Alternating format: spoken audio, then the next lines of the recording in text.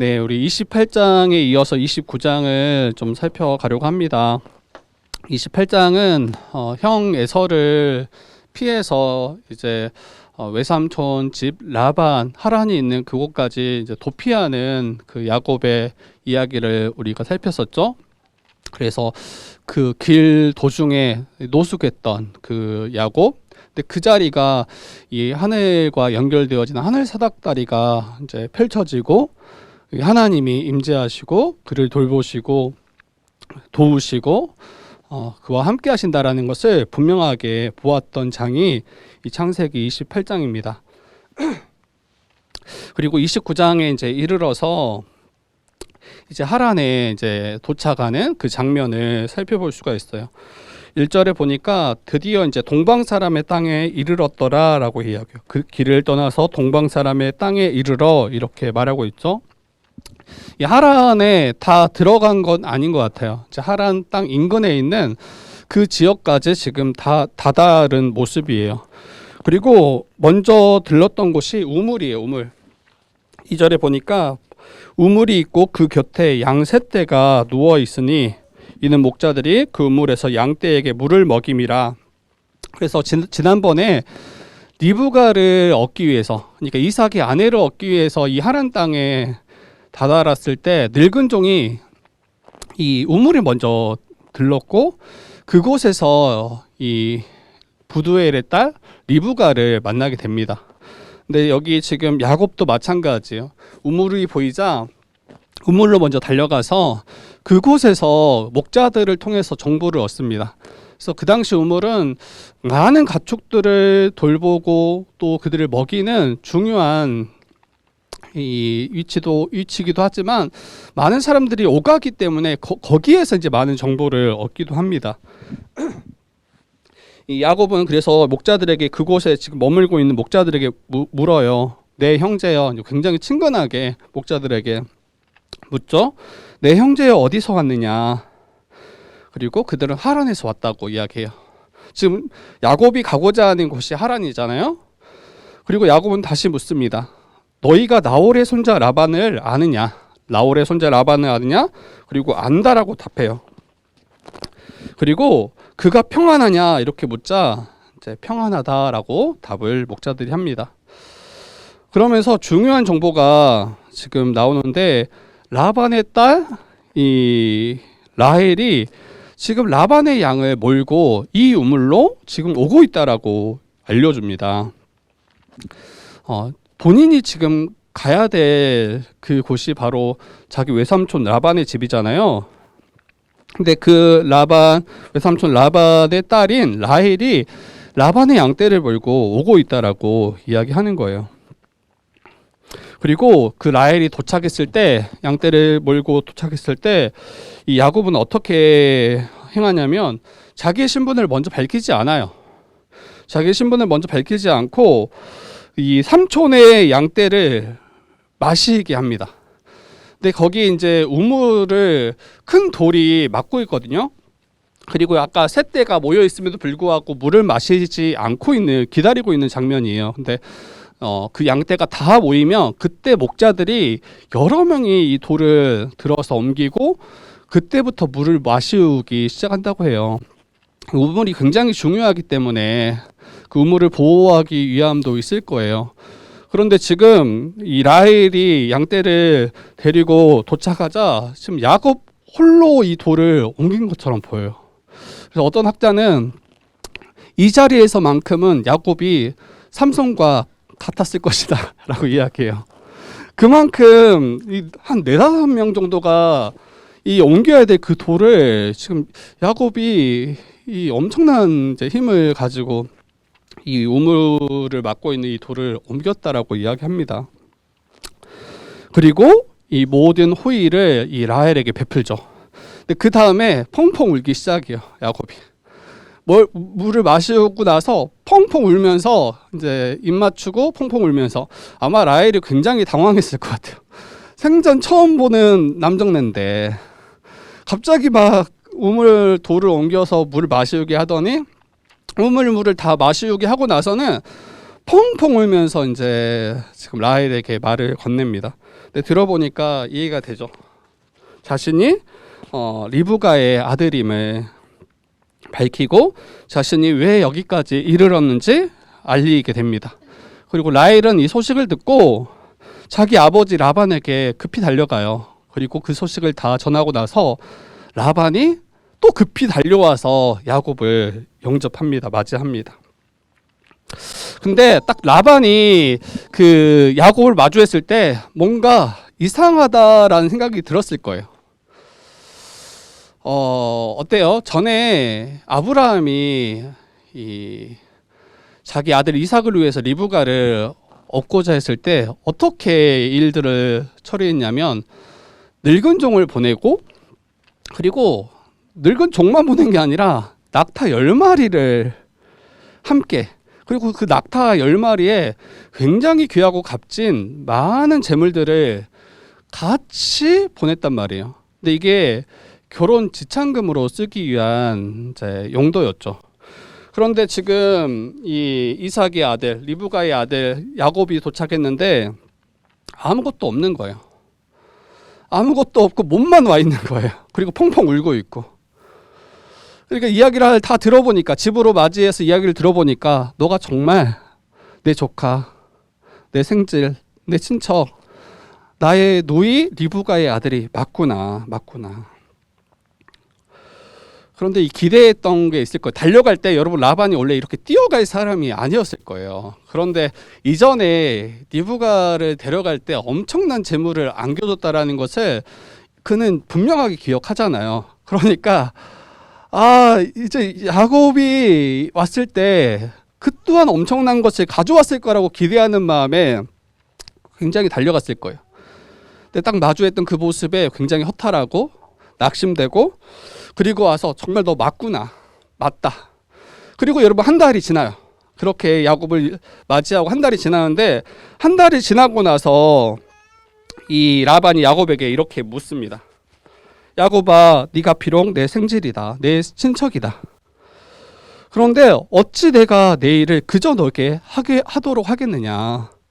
그러면서 내 품삯을 너가 정해라라고 이야기해요. 그러니까 한 달 동안 있으면서 아마 밥만 축내지 않았을 거예요. 야곱도 눈치가 있잖아요. 눈치 빼면 야곱이 약간 좀 시체 같은 느낌이에요. 뻔히 이런 상황들이 어떻게 돌아가는지 누구보다 가장 잘 아는 사람인데, 아마 이 삼촌 라반을 돕고 또 그 일들을 같이 봤을 거예요. 근데 이제 이 일들을 행할 때 라반이 이게 이제 크게 좋아 보이지 않는 거죠. 그저 와서 그냥 일하고. 그런데 분명히 이 야곱이 도착했을 때 아마 이렇게 말을 전했을 거예요. 자기 형 에서를 피해서 여기까지 왔잖아요. 그리고 어머니가 이 야곱에게 말했던 것은 한 며칠만 거기에 피해 있어라. 그리고 이 상황이 잘 정리되면 내가 다시 기별을 넣고 너를 부르겠다라고 했는데, 한 달이 지나도 아무 소식이 없는 거죠. 그리고 계속 밥만 이제 축내는 것처럼 아마 라반은 지금 여겼을 거예요. 그래서 뭔가 지금 요청하고 있는 거예요. 너가 내 친척이지만 그저 내 일을 하지 말고 너의 품삯을 정해라. 이게 굉장히 야곱을 신경 써주는 것처럼, 생각해 주는 것처럼 보이지만, 여러분 한번 생각해 보세요. 여러분들이 어떤 위급한 상황 때문에, 피치 못한 어려운 상황 때문에 친척 집에 여러분들이 머물고 거기에 한동안 거해야 된다고 생각해 봐요. 근데 그때 이제 여러분의 뭐 외삼촌이나 여러분의 친척이 너가 너의 품삯을 좀 정했으면 좋겠다. 그러니까 뭔가 여기서 일하고 그에 합당한 보수를 받아라라고 이야기하는 거예요. 근데 여러분의 가족이라면, 여러분의 조카가 왔더라면 여러분은 어떻게 대하겠냐는 거예요. 어떻게 대합니까? 보통 정말 이제 위로하고, 도리어 네가 피치 못해 이곳까지 왔더라면 내가 너를 잘 여기에서 자리 잡을 수 있도록 내가 전적으로 돕겠다. 이게 약간 좀 일반적인 이제 가족의 모습인 것 같아요. 그러니까 뭔가 품삯을 정하고 이런 모습은 여러분 고용주와 고용인의 모습으로 가져가고 있는 거예요, 라반이. 이 이야기를 듣고 야곱이 무엇을 이제 청하냐면 자기의 품삯으로 내가 삼촌을 위해 7년 동안 일하겠습니다. 그러면서 이 라반의 둘째 딸인 라헬을 내게 아내로 허락해 주십시오. 이렇게 청하는 거죠. 이 7년 동안 섬기겠다라고 이야기해요. 그런데 여러분, 그 결혼할 때 남자가 여자 집에 지참금을 지불하거든요. 근데 이 지참금은 돈 주고 아내를 사온다 이런 게 아니에요.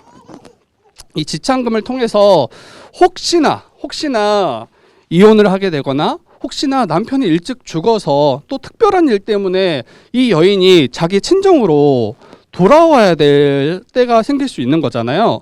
그때 이 여인을 돌볼 수 있는 이 돈이 바로 이 지참금이에요. 와서 여기에서 자리 잡고 회복할 수 있도록 돕고자 만들어진 게 이 지참금인데, 여러분 7년치 품삯을 이 라반에게 주겠다고 이야기하는 거예요. 근데 그 당시 지참금은 여러분 7년치 품삯이 아니라 4년치 품삯 정도가 원래 합당하고 일반적인 지참금인 거예요. 40세겔 정도를 내야 되는데 이 10세겔이 1년치 품삯 연봉인 거예요. 그런데 그것보다 훨씬 많은 지참금을 라반에게 주겠다라고 야곱이 말하는 거죠. 그것을 나의 품삯으로 정해 주십시오라고 이야기하는 거예요. 여러분, 우리가 이미 살펴봤었지만 야곱이 계산에 서툰 사람이 아니에요. 굉장히 계산이 빠른 사람이고 눈치가 빠른 사람이에요. 그러면 7년치 품삯을 주고 이 라헬을 데려오는 것이 이게 굉장히 손해보는 일이라는 것을 알아요. 근데 왜 지금 외삼촌 라반에게 이렇게 이 청하고 그렇게 품삯을 정하도록 했는가 할 때, 여러분 야곱은 그 한 달 동안 라반을 마주하면서 라반이 어떤 사람인지 너무 분명히 알았을 거예요. 7년치는 줘야 라헬을 얻을 수 있겠구나, 이 계산이 분명히 선 거예요. 이걸 또 어디서 알 수 있냐면, 이 라반에게 그 품삯에 대해서 이야기할 때 다 듣고 나서 라반이 뭐라고 답하냐면, 타인에게 라헬을 주는 것보다 야곱에게 주는 것이 훨씬 낫겠다라고 이야기해요. 그러니까 다른 제3자에게 자기 딸 라헬을 주는 것보다 야곱 너에게 주는 게 훨씬 좋겠다라고 이야기해요. 근데 이 말도 마치 라헬을 위하고 야곱을 위하는 것처럼 보이기 쉽지만 그렇지 않죠. 지금 딱 7년치 품삯을 이야기할 때 다른 사람에게 주는 것보다 훨씬 남는다라는 것을 라반은 딱 계산이 선 거죠. 그리고 흡족해하면서 네가 나와 함께 있자라고 이야기해요. 여러분 생각해 보세요. 너무나 더 큰 값을 지불하고 이 일들을 감당하겠다라고 이야기할 때 정말 정상적인 삼촌이라면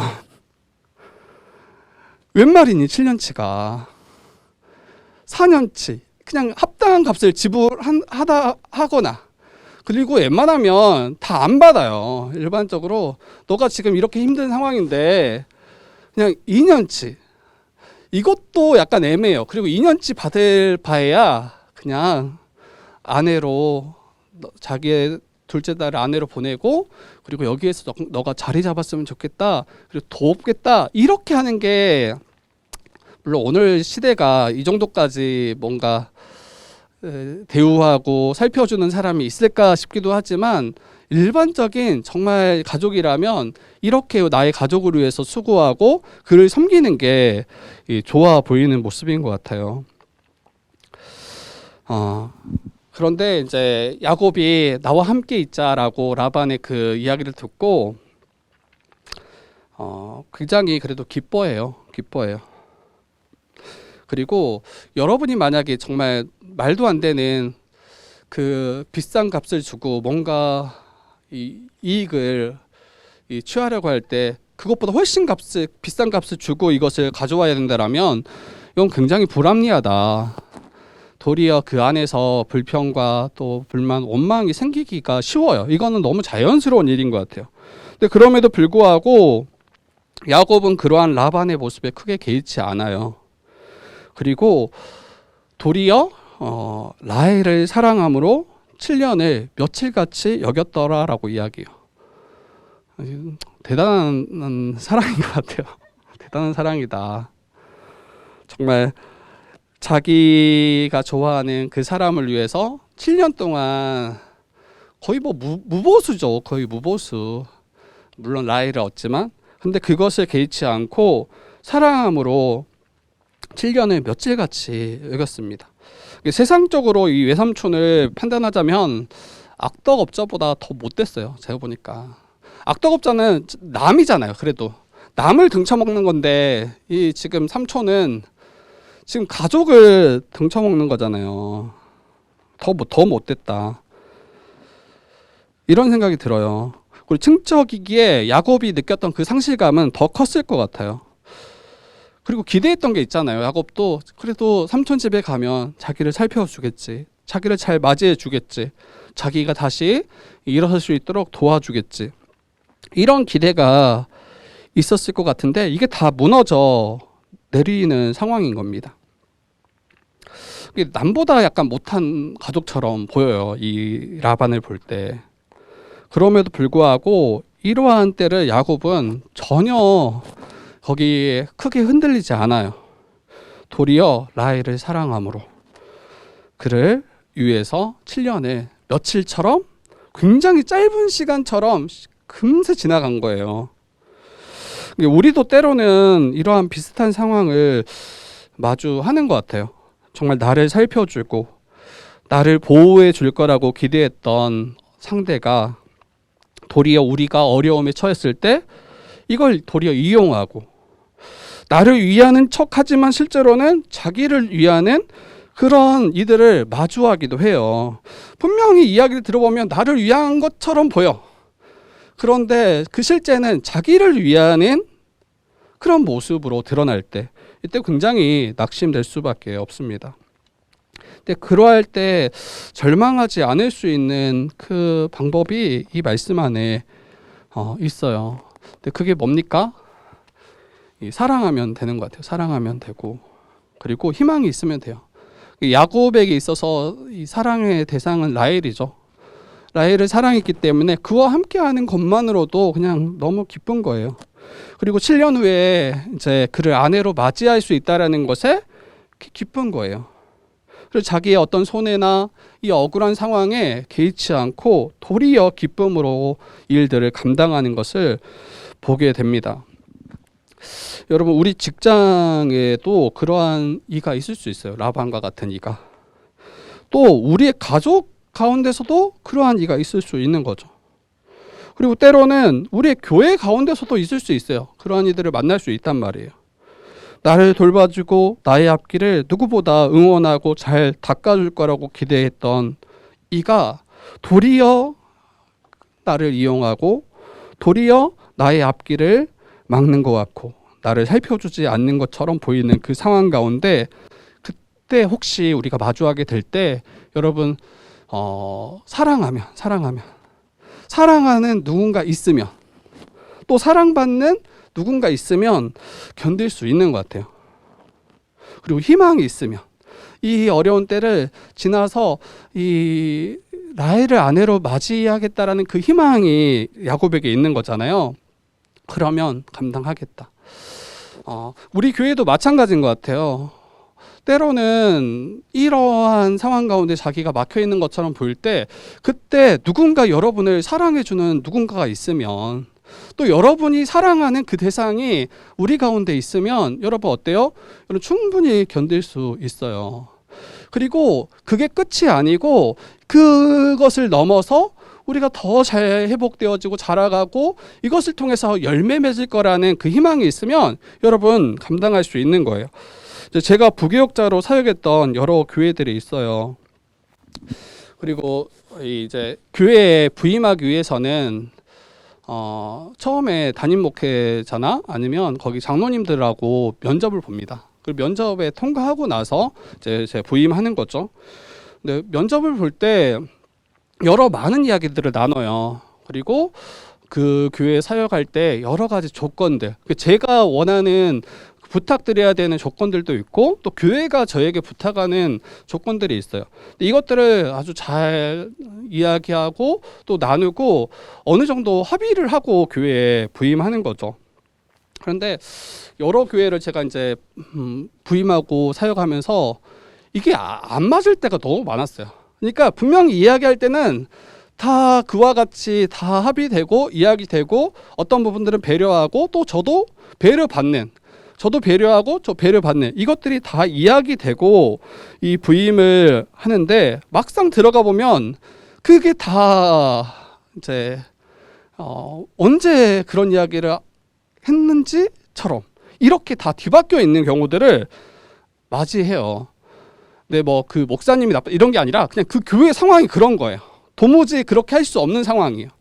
이제 그러면 처음부터 안 된다고 이야기를 해야 되는데 다 되는 것처럼 이야기하고 들어가 보면 아닌 거예요. 이제 그때 저는 이제 고민에 빠지죠. 이 사역을 계속 이어가야 되나? 이제 시작한 지 얼마 안 됐기 때문에 이제 그만둬도 크게 문제가 되지 않고 그런 상황이 되겠죠. 근데 그때마다 제 결정을 남는 걸로 결정을 했어요.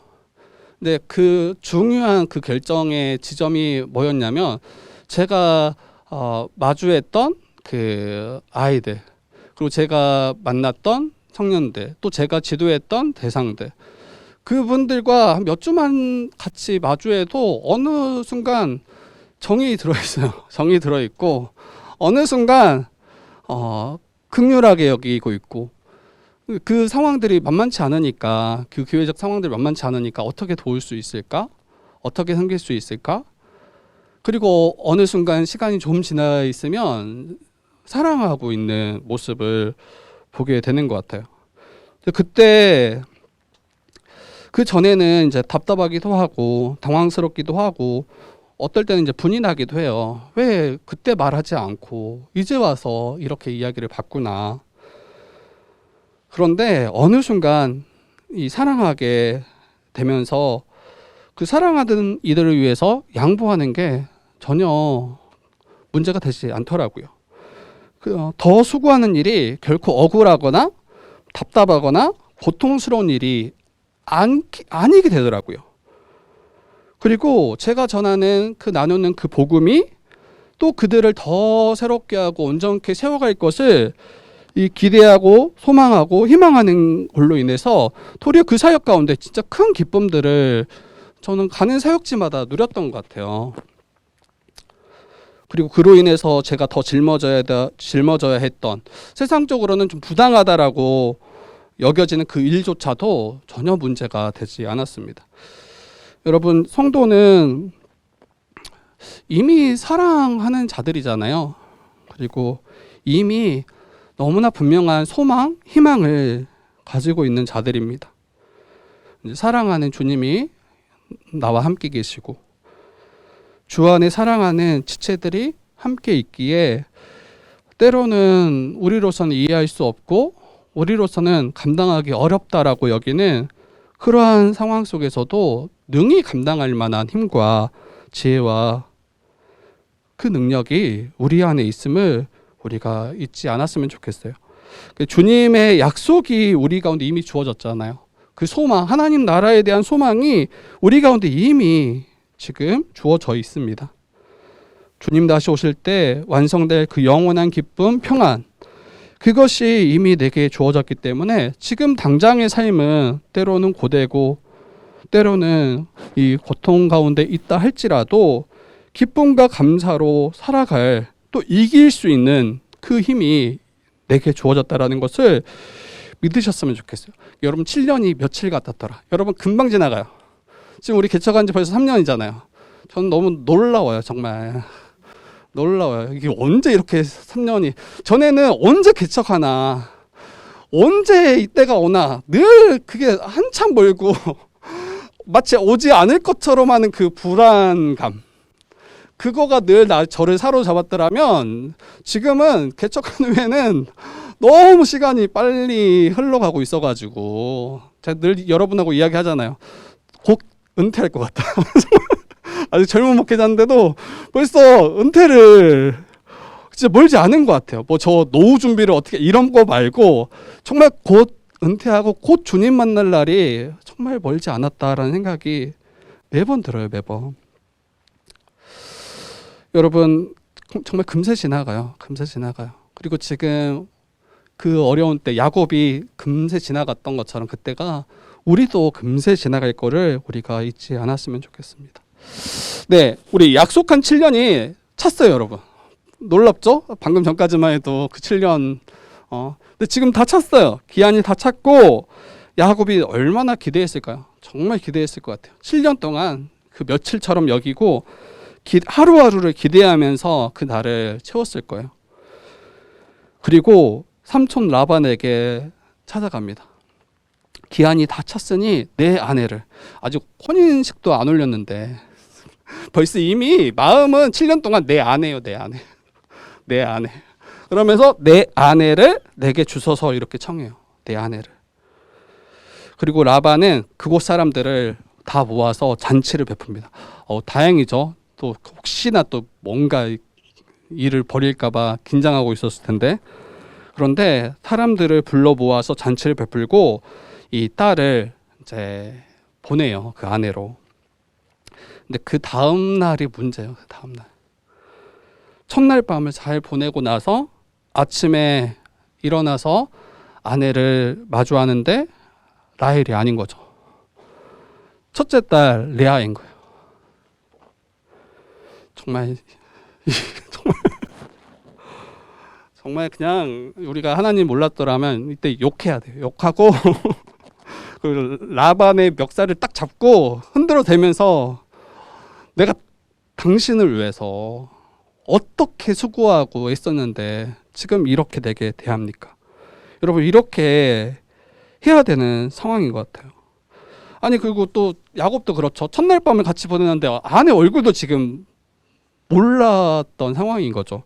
아마 이 결혼 풍습이 그랬던 것 같아요. 얼굴을 첫날 밤엔 얼굴을 가리고 아내의 얼굴을 가리고 첫날 밤을 지내고 그 다음 날에 아마 보지 않았을까 싶어요.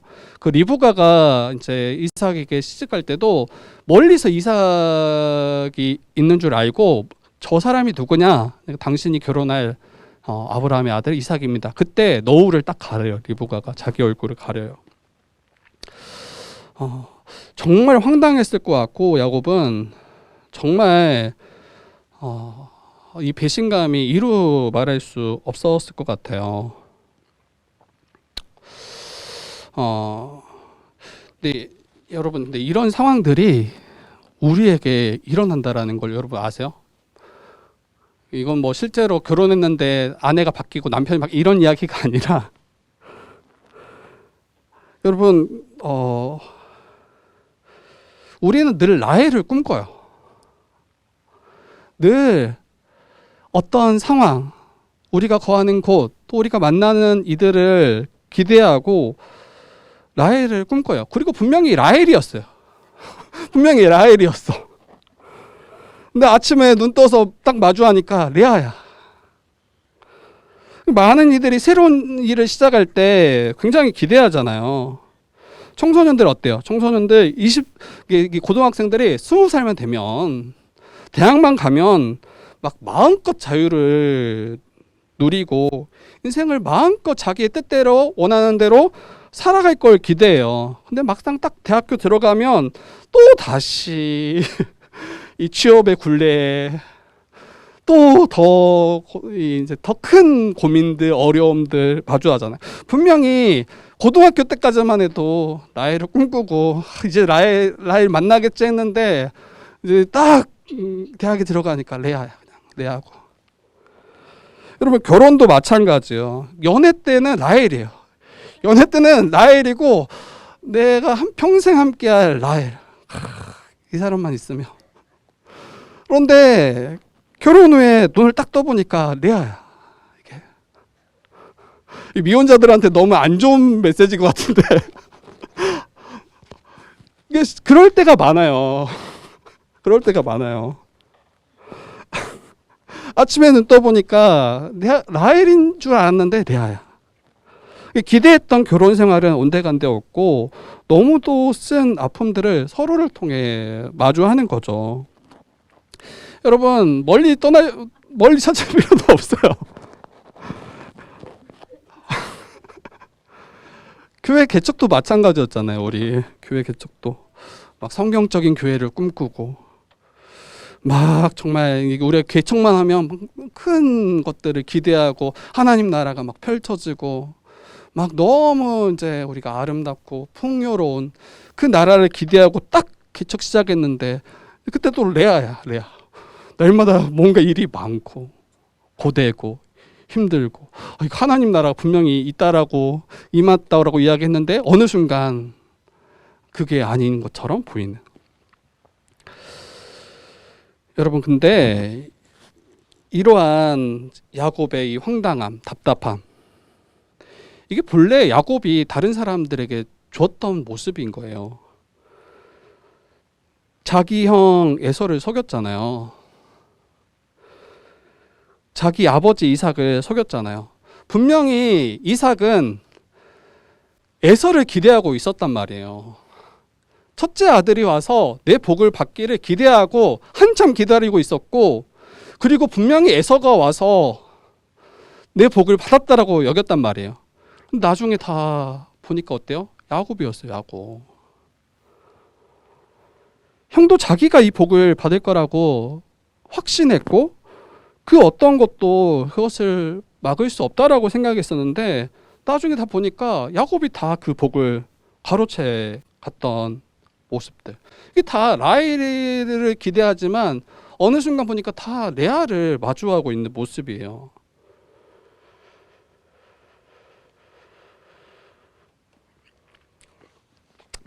여러분, 이 라반은 첫째 딸 레아에게 라헬의 옷을 입혔을 것 같아요. 그것을 끝까지 감추려고. 라헬의 향취가 나는 옷을 입히고 마치 라헬인 것처럼 레아는 그 자리에 가서 있었을 거예요. 분명히 알잖아요.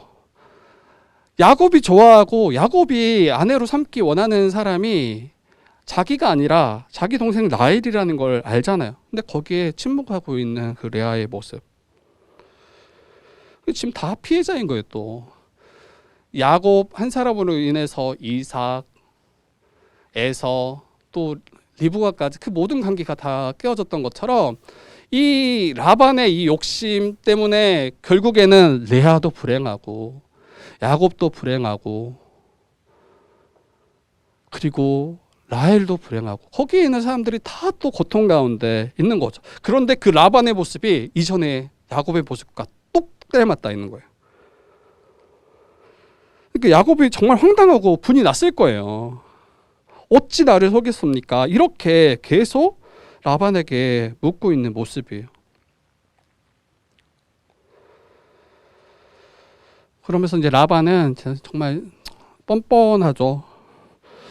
우리 지역에서는 언니를 먼저 시집 보내지 동생을 먼저 시집 보내는 일이 없다.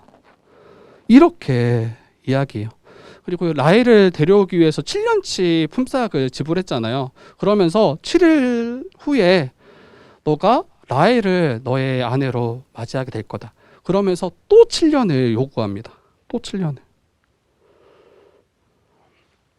여러분 이게 바로 세상의 방식이에요. 이미 야곱이 행해왔던 모습이고 지금 야곱이 당하고 있는 모습이에요. 너무 똑같죠. 너무 똑같죠. 수단과 방법을 가리지 않아요. 자기가 얻고자 하는 것을 얻기 위해서. 거짓이나 속임수도 개의치 않아요. 야곱도 이전에 인간적인 방식으로 아버지를 속이고 형 에서를 속여서 지금 이 자리에 서 있는 거잖아요. 그리고 이 일이 지금 어떠한 일인지 야곱은 아마 분명히 보지 못했던 것 같아요.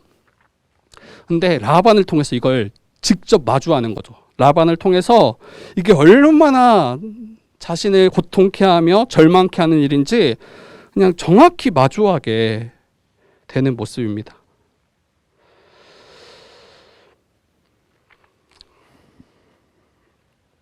죄인된 인간이 이 욕심에 눈이 멀 때 이게 분명히 악독한 일이고 옳지 못한 일이며 모든 관계를 깨는 일임에도 불구하고 이걸 보지 못하는 것 같아요. 이거 얻기만 하면 다 괜찮다, 만족할 거라고 여겨요. 자신으로 인해서 남이 아픔에도 불구하고 다른 이가 고통스러움에도 불구하고 이게 그 정도의 일로 여기지 않는 것 같아요. 이게 굉장히 무감각하죠. 자기만 아니더라면 부당하게 다른 사람을 대하고 그렇게 행하는 것이 괜찮다라고 여깁니다. 그때 하나님께서 여러분 어떻게 일하시는지 잘 보여줘요. 하나님께서는 자기와 똑 닮은 그 사람을 통해서 우리를 가르치시고 깨우치시고 깨닫게 하시는 그 하나님의 특별한 양육의 방법이 있는 것 같아요. 그렇게 지금 분내고 욕하고 그렇게 부당하다라고 외치는 그 모습이 딱 내 모습과 맞닿아 있는 거죠. 야곱에게 있어서 가장 약한 부분, 가장 그릇된 그 부분을 외삼촌 라반의 모습을 통해서 마주하고 도리어 하나님은 우리가 하나님의 거룩한 백성으로 자라가도록 우리를 빚어가시는 그 방식이 이 방식인 것 같아요. 여러분 이건 형벌이 아니에요. 고통스럽지만 형벌이 아니에요. 이거는 우리를 버리시고 우리를 이 지옥에 떨어뜨리기 위한 그 형벌이 아니라 우리가 하나님의 거룩한 형상으로 빚어가고 닮아가도록 우리가 이전에 그릇되게 가져왔던 그러한 형상들을 다 지워버리고 이제는 주님을 닮아가도록 그렇게 우리에게 알려주시는 하나님의 인도하심이라고 저는 생각돼요. 전에 이제 어떤 한 교회에서 이 한 형제가 목사님과 사모님에게 굉장히 무례하게 대하고 불만을 표시하고 또 교회를 굉장히 소란스럽게 하고 떠난 지체가 있었어요. 제가 직접 아는 사람은 아니고 제가 전에 이제 들었던 이야기인데, 그리고 아마 그렇게까지 이제 막 당돌하게 또 분명하게 이야기했더라면 아마 자기 자신의 그 일이 굉장히 옳고 맞고 이게 하나님의 뜻에 합당하다라고 여겼을 거예요. 그리고 몇 해가 지나서 여러분 그 형제가 사역자가 됩니다. 목사가 돼요, 목사가. 그런데 목회를 하는데 자기랑 똑 닮은 청년이 거기 있는 거예요. 뭐 일만 하면 와서 막 이거 아니지 않습니까? 그러면서 막 부딪히고 그 청년 때문에 속이 막 썩어져 가는 거예요. 그때 주님이 깨닫게 하시죠. 그게 본래 너야. 정말 이게 때로는 주님이 우리를 가르치시고 다루어 가시는 방식인 것 같아요. 이게 우리도 한번 생각해 보세요. 내가 가장 아파하고 고통하는 그 지점, 누군가를 통해서 내가 아파하고 고통하는 그 지점이 내가 누군가에게 지금 행하고 있는 모습일 수 있습니다. 그래서 자신의 모습을 다른 일을 통해서 마주하게 하세요. 제가 며칠 전에 결혼지옥이라는 그 프로그램을 유튜브를 통해서 그 짤을 좀 봤어요. 근데 그 댓글들을 보니까 막 남편이나 아내나 정말 세상 사람들이 정말 막 형편없다. 남편이 어떻게 저럴 수 있냐? 아내가 어떻게 저럴 수 있냐? 막 그 댓글이 정말 이제 그 아픈 댓글들이 쭈루루루 달려 있는 거예요. 어떻길래 도대체 지금 이런 상황들이 있나 하고 쭉 봤더니 그 남편이 전 거예요. 너무 깜짝 놀랐어요. 내가 하는 모습과 똑같더라고요. 그래서 벌써 여러분 무슨 모습이길래, 나중에 여러분 제가 소그룹에서 혹시나 이게 아주 막 똑같이 그런 모습까지는 아니더라도 어느 지점에 저하고 너무 닮아 있는 그 남편의 모습을 제가 발견했어요. 그러면서 너무 이제 막 이 가슴이 아팠어요.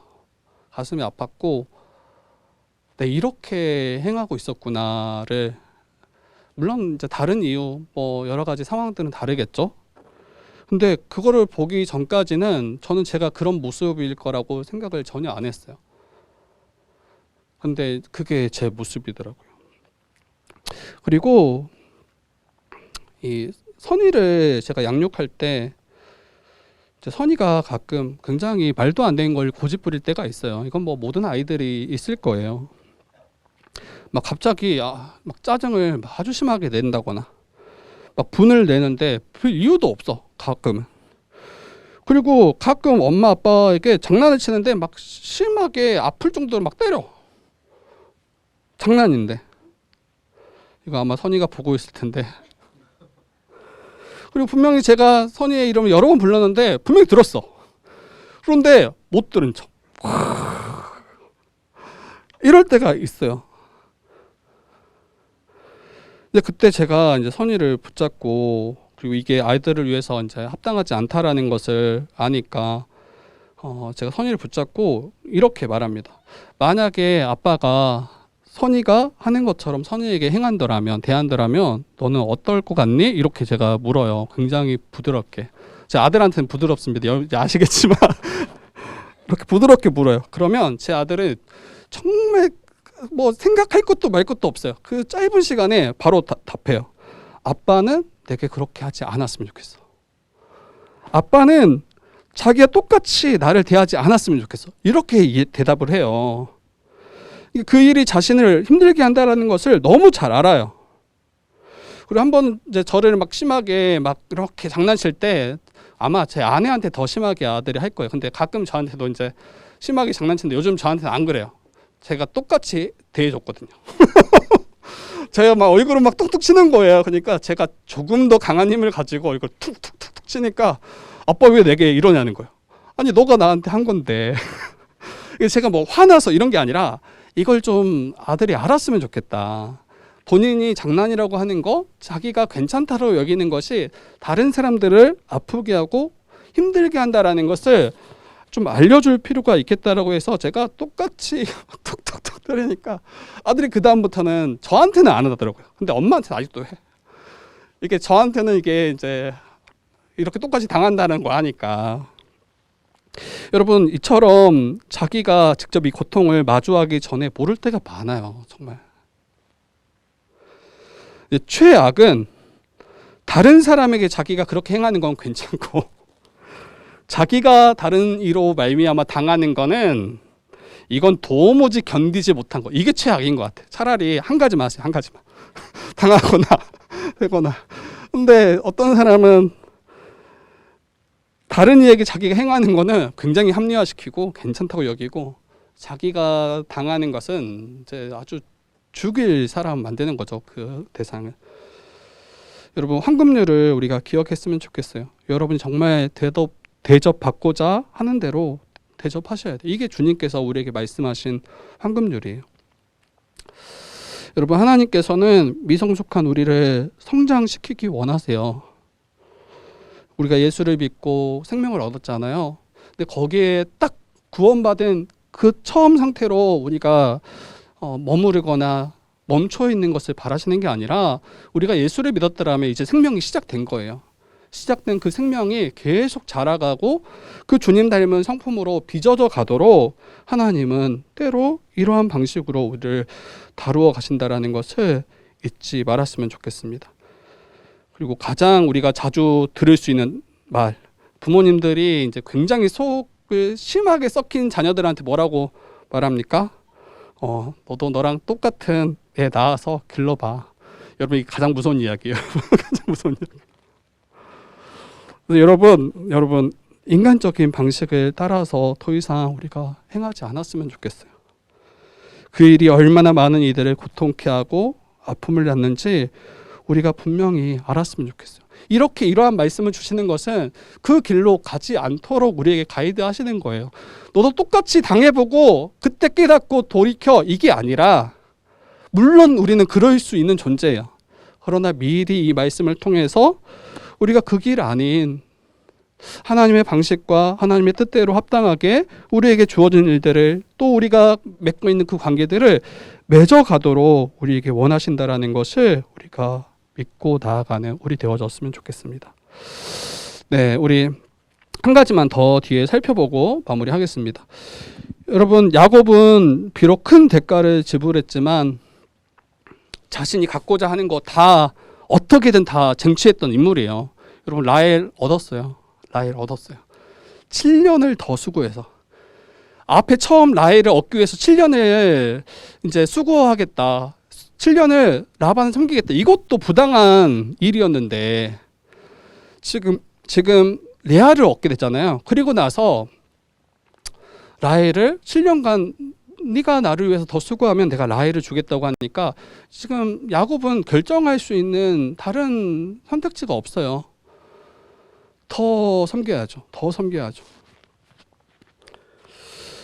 여러분, 어떤 방법과 수단을 가리지 않고 자기가 갖고자 하는 것을 갖는 게 우리의 욕심인 것 같아요. 형의 장자권도, 형이 받고자 했던 그 복도 야곱은 다 얻어냈고 라헬도 다 쟁취합니다. 근데 여러분, 이게 야곱의 모습뿐만 아니에요. 지금 나오고 있는 라반, 레아, 라헬 다 비슷한 모습이에요. 자신이 얻고자 하는 것을 어떻게든 얻고자 힘써요.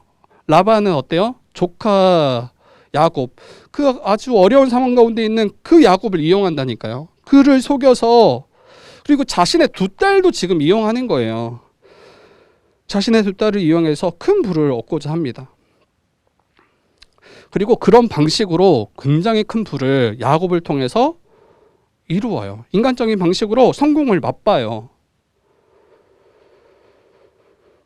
근데 그 끝이 괜찮냐는 거예요. 그게 정말 참된 만족을 주냐는 거예요. 결국에는 라반은 자기 꾀에 빠져서 가지고 있는 많은 것을 다 잃어버려요. 그리고 야곱에게 이 부가 옮겨가는 것을 나중에 우리가 마주할 수 있습니다. 자신이 파놓은 그 함정에 자기가 그대로 빠져있는 모습을 라반이 마주합니다. 그러니까 라반을 보시면 어때요?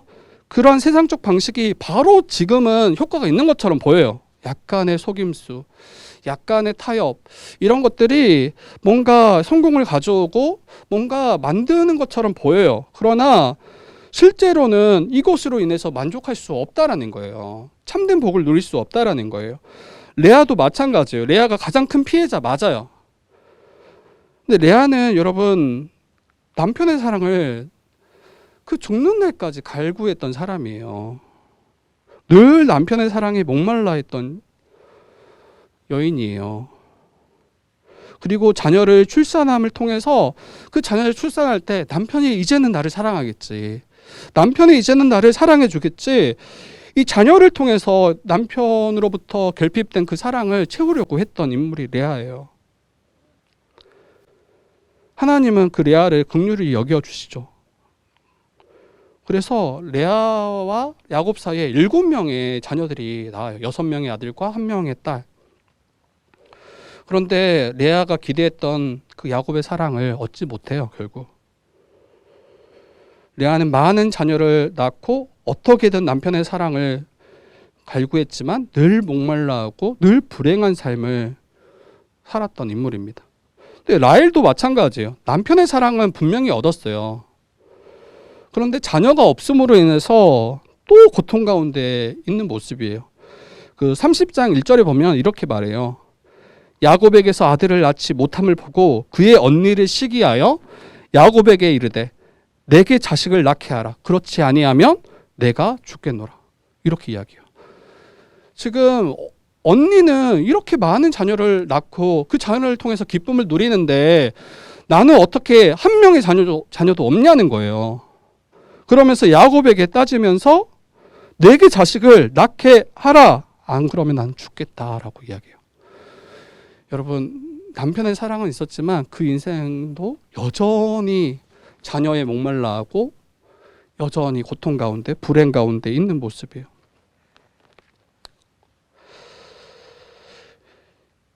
이 하나님께서 라헬을 생각하셔서 나중에 누구를 주시냐면 요셉을 주세요. 요셉. 그리고 그 뒤에 베냐민도 주시잖아요. 근데 요셉을 후에 얻게 되는데 여러분, 그때도 만족이 없어요. 요셉의 뜻이 뭔지 아시죠? 아시나요? 요셉의 뜻. 더함이라는 뜻이에요. 더함. 근데 30장 24절에 뭐라고 이야기하냐면 그 이름을 요셉이라 하니 여호와는 다시 다른 아들을 내게 더하기를 원하노라. 여러분, 하나로 만족 못하는 거죠. 한 명도 없었던 정말 완전히 불임이었던 그 라헬의 인생에 아들 요셉을 더하셨는데 어때요? 만족 못해요. 요셉이라는 이름을 지으면서 내게 또 다른 아들을 낳게 해주십시오라고 그 마음에 여전히 만족하지 못한 모습들을 보게 돼요. 여러분, 이러한 모습이 죄 가운데 태어난 우리 죄인들의 목마름인 것 같아요. 야곱도 그렇고 라반도 그렇고 레아도 그렇고 라헬도 그렇고, 보통 우리가 갖고자 하는 것을 우리는 취하면 만족할 거라고 생각합니다. 그것이 채워지면 괜찮을 거라고, 행복할 거라고 생각해요. 그러나 금세 또 다른 목마름이 우리 가운데 찾아오죠. 그 목마름으로 괴로워하죠. 우리가 솔로일 때는 어때요? 결혼하면 만족할 거라고 생각해요. 그러나 결혼하면 어때요? 자신의 배우자보다 더 나은 배우자와 비교하기 시작합니다. 자기가 기대했던 것에 미치지 못할 때 더 낙심하고 고통스러워요. 이전에 갈구했던 그것이 내게 도리어 고통이 되기도 하는 거예요. 여러분, 분명한 것을 알아야 돼요. 배우자가 저와 여러분의 목마름을 결코 다 채워줄 수 없어요. 그게 복음이 아니에요. 물론 예수 안에서 한몸된 돕는 배필로서의 우리가 기대할 바들은 있어요. 그를 통해서 하나님 나라를 누리는 게 맞아요. 그러나 그것이 예수 그리스도를 대체할 수 없다니까요.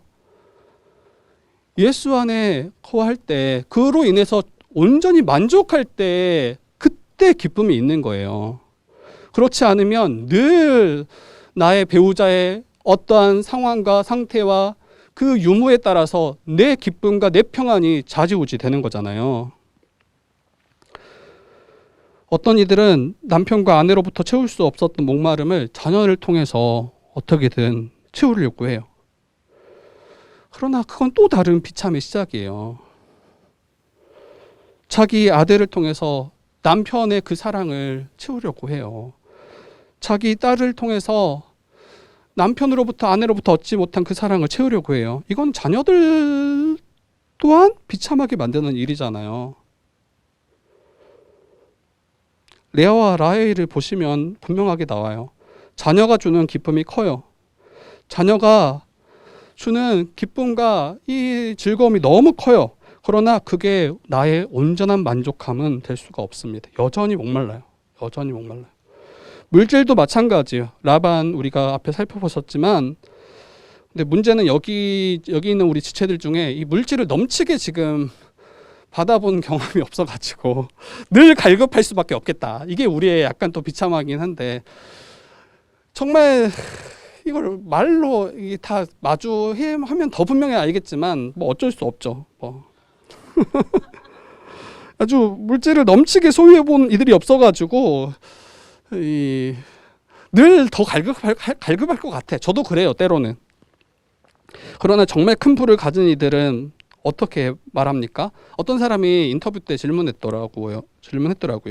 세계에서 손에 꼽는 그 부를 갖고 있는 사람에게 인터뷰를 했는데, 어느 정도 가져야 만족할 수 있겠습니까? 당신은 어느 정도 이 물질을 가져야 만족하겠습니까? 이렇게 질문하자 그분이 답합니다.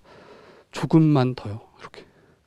정말 세상에 손꼽히는 부를 가지고 있는 분인데 인터뷰 때 어느 정도 가져야 만족하겠냐는 거예요. 근데 그분이 조금만 더 가지면 만족할 수 없다라는 거예요. 만족할 수 없다라는 거예요. 출세와 권세가 우리의 목마름을 다 채워줄 수 없어요. 그러나 세상은 우리가 계속 유혹하죠. 이것만 더 하면, 이것만 더 채우면 너는 행복할 텐데. 이게 지금 사단이 우리를 유혹하는 모습입니다. 여러분, 하나님 나라를 잃어버린 인류는 하나님 나라에 다시 들어가기까지 결코 만족할 수 없는 존재예요. 하나님이 빠진 자리에 그 어떤 것으로 그걸 채울 수 있겠냐는 거예요. 하나님께서 나와 함께 하시고 나의 모든 필요를 돌보시고 이끄실 때 우리는 그때 만족할 수 있어요. 그래서 만족은 여러분, 저와 여러분이 가진 소유에 있지 않아요.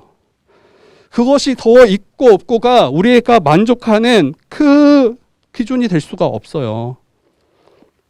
만물을 창조하시고 다스리시는 그 하나님이 내 안에 거하실 때, 내가 그 하나님께 속해 있을 때 여러분 참된 만족과 기쁨을 누릴 수 있어요. 초가집이라 할지라도 그 어디나 하나님 나라라고 찬성에서 고백하잖아요. 우리가 있는 어떤 이 물질의 유무, 어떤 관계의 유무, 이런 것이 우리를 만족해 할 수 없고 기쁨을 누릴 수 없다라는 거. 여러분 지금 정말 간절히 갈구하는 그게 뭔가 있을 수 있어요. 근데 그거 가지면 괜찮겠냐는 거예요. 여러분 이것만 있으면 내가 정말 이거 붙잡고 싶은 그거, 요즘 우리 주일특기 저는 그 정도까지 생각하지 않지만 교회 건물이 있으면 이렇게 생각할 수 있는 거예요.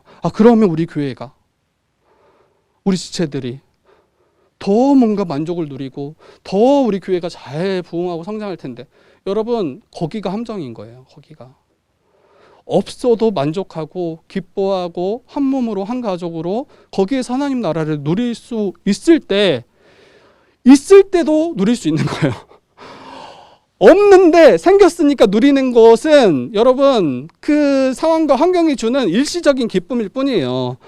없을 때 누릴 수 있어요. 가난할 때 기뻐할 수 있고, 우리가 능력이 없을 때 그때 주를 의지하고 그로 말미암아 행하는 것, 이게 우리의 만족입니다.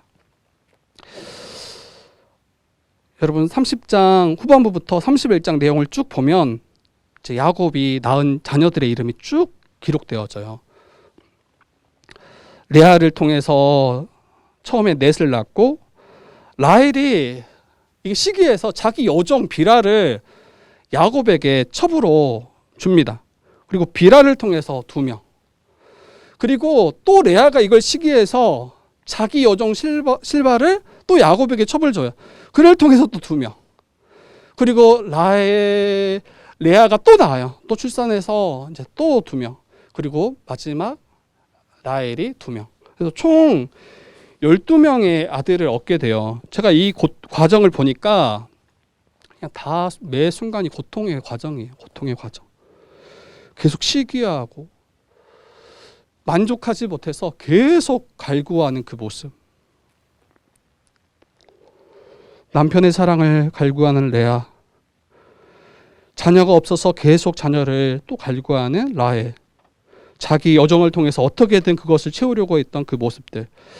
제가 모르긴 몰라도 제가 뭐 이렇게 여러 명의 아내와 여러 명의 자녀들을 길러보지 않았기 때문에 모르지만, 여러분 굉장히 콩가루였을 것 같아요. 콩가루. 날마다 사건 사고. 여러분 나중에 보시면 어때요? 첫째 르우벤이 야곱의 첩인 비라와 간통해요. 여러분 이미 그거 한 가지만으로도 이미 지금 이 집안이 온전치 못했겠다라는 생각이 들어요. 콩가루 집안이에요. 콩가루 집안. 그런데 놀라운 것은 하나님께서 이러한 자들 가운데 여전히 역사하고 계시다라는 거예요.